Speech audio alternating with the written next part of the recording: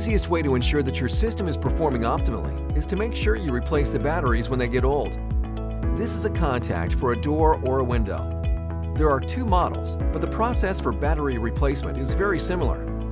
When the battery in your contact needs to be replaced, a zone trouble indicator will appear on your alarm keypad, and/or a sensor trouble message will appear on your ADT Pulse app.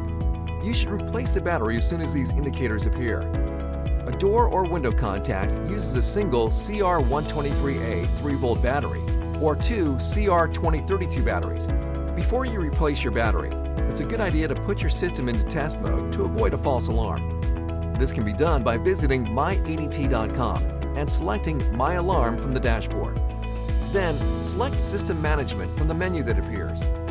Then select Test System and place System on Test. To change the battery, use a flathead screwdriver to push in the tab at the end of the contact. Replace the battery, observing the proper polarity.